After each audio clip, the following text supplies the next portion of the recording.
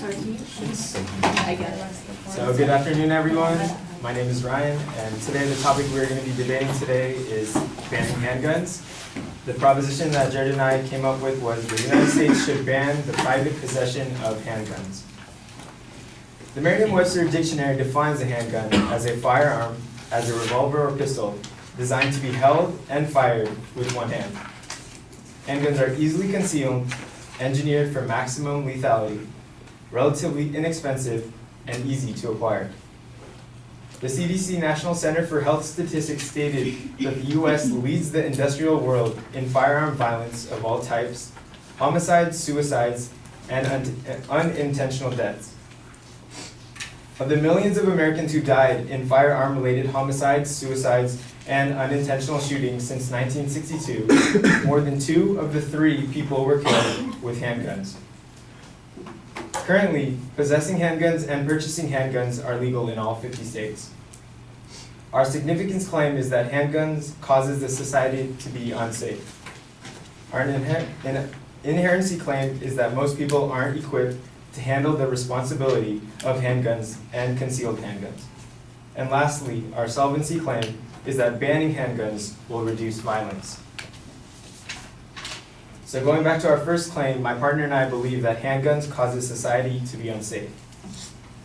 Information put out by the National Crime Report indicates that although handguns make up only 34% of firearms, approximately 80% of firearm homicides are committed with a handgun. A March 2013 poll in Illinois, citizens concluded that 52.3%, more than half, of the public felt less safe following the passage of a law allowing citizens to carry concealed handguns in public. Adding to that point, a July 2013 study conducted by the Journal of American College Health also stated that 79% would not feel safe if faculty, students, and visitors carried concealed weapons on campus.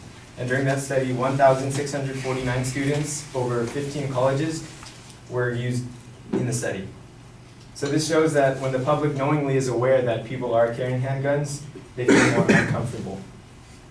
The American Journal of Public Health stated that someone carrying a gun for self-defense was 4.5 times more likely to be shot during an assault than if they were to be without.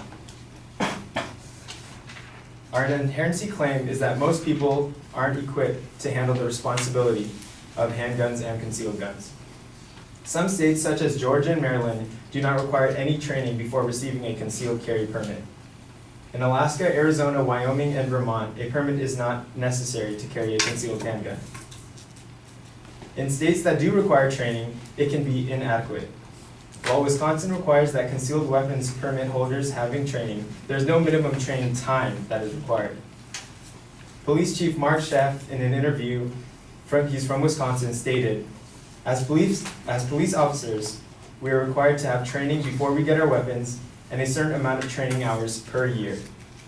It would only make sense that a person in public would be trained too. Also, in 2007, the South Florida Sun Centennial reviewed a list of concealed gun permit holders in Florida and found that 1,400 had pleaded guilty or no contest to a felony, 216 had outstanding warrants, and 128 had active domestic violence injunctions. What this proves and shows is that people are getting a hold of handguns. They do not have the history of being capable of responsibly handling handguns. And our solvency claim is that banning handguns will reduce violence. A 1991 study by Colin Laughlin documented the effectiveness of Washington, D.C.'s law banning handguns, which was repealed in 2008 because Congress decided it was unconstitutional, found that following the enactment of the ban in 1976, there was a 25% decline in homicides committed with firearms and a 23% decline in suicides committed with firearms within the District of Columbia. Also during that span, they had the lowest rate of youth suicide in the nation.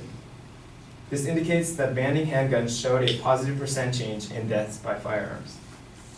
From 1993 to 2001, an average of 737,360 violent crimes were committed with handguns in the United States, making handguns 7 times more likely to commit violent crimes than any other firearm. States that passed shall issue laws between 1977 to 2010 had a 2% increase in murder rate, 9% increase in rape, aggravated assault, robbery, auto theft, burglary, and larceny, according to the 2012 paper published by the National Bureau of Economic Research. The Law Center to Prevent Gun Violence stated, members of the public who carry guns risk escalating everyday disagreements into public shootouts, especially in places where disputes frequently occur, such as in bars, sporting events, or in traffic.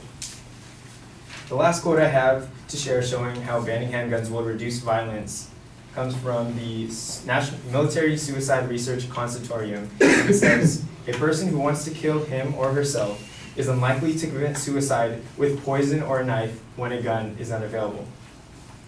From what this quote reveals, we can infer that if handguns are banned, the suicide rate will drop. Our plan of action would be to make the purchasing of handguns illegal, as well as concealing a handgun in public. For the millions of Americans who already own a handgun, we would implement a law that requires all owners of handguns to only be able to have the handgun in the confines of your own home. Thank you.